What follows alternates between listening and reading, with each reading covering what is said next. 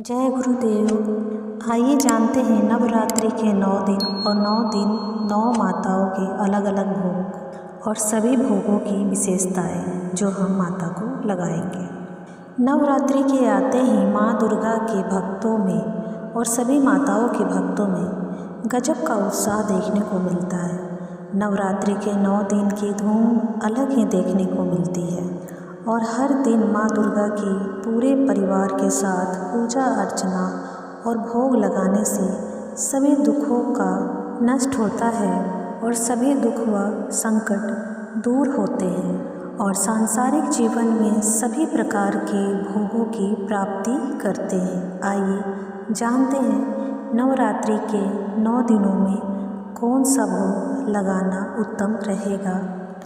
शरद नवरात्रि से प्रारंभ होने वाले और इन दिनों माँ दुर्गा के 9 रूपों की पूजा अर्चना के साथ व्रत उपवास भी किया जाता है। जिस प्रकार नवरात्रि के 9 दिन माँ दुर्गा की अलग अलग शक्तियों की पूजा अर्चना की जाती है, ठीक उसी तरह 9 दिनों में माता का भोग भी अलग अलग लगाया जाता है। नवरात्रि के पहले दिन से लेकर अंतिम दिन तक माता का मनपसंद भोग लगाकर प्रसाद सभी को वितरण करने से हर समस्या का अंत होता है और मनोकामना की पूर्ति होती है। आइए जानते हैं माता रानी को भोग लगाने से क्या क्या लाभ मिलता है और किस दिन कौन सा भोग लगाना चाहिए। नवरात्रि के पहले दिन माँ दुर्गा के प्रथम स्वरूप माँ शैलपुत्री की पूजा अर्चना की जाती है। पर्वतराज हिमालय की पुत्री की पूजा अर्चना करने से सभी प्रकार की सिद्धियाँ स्वतः ही जागृत हो जाती है और इस दिन गाय के घी या घी से बने पदार्थों का भोग लगाया जाता है। ऐसा करने से आरोग्य की प्राप्ति होती है और सभी तरह के रोगों से मुक्ति मिलती है। नवरात्रि के दूसरे दिन माँ दुर्गा के द्वितीय स्वरूप देवी ब्रह्मचारिणी की पूजा की जाती है। इस स्वरूप की पूजा अर्चना करने से माता के भक्त को संयम, वैराग्य, त्याग, सदाचार, तप आदि की प्राप्ति होती है।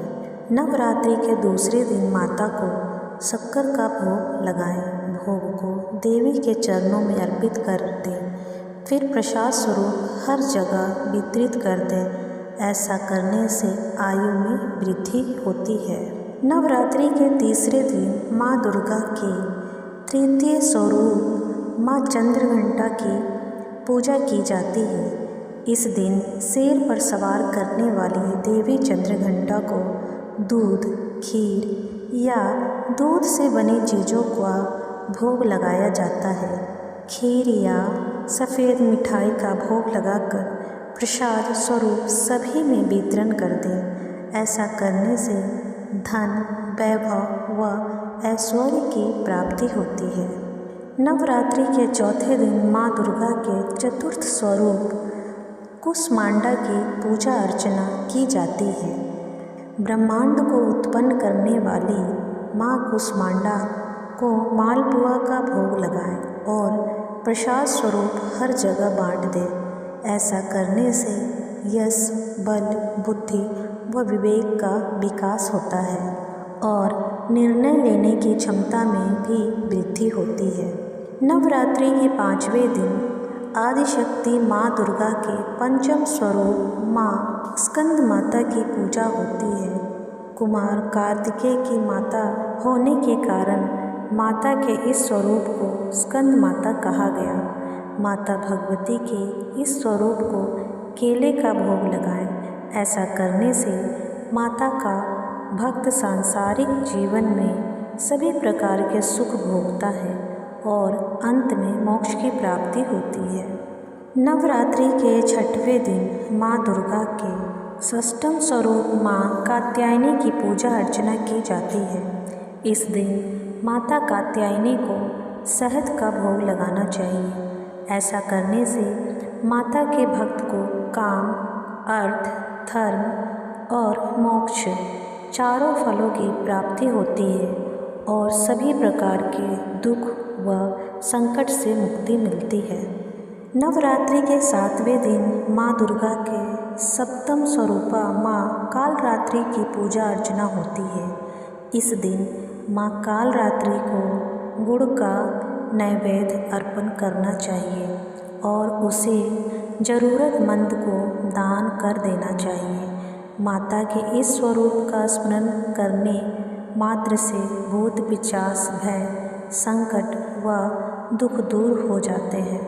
नवरात्रि के 8वें दिन माँ दुर्गा के अष्टम स्वरूप महागौरी की पूजा अर्चना की जाती है।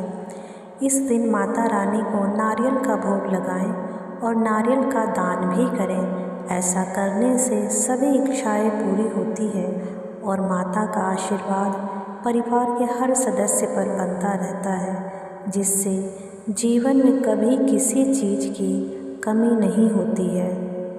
नवरात्रि के 9वें दिन माँ दुर्गे नवम स्वरूपा माँ सिद्धिदात्री की पूजा अर्चना की जाती है।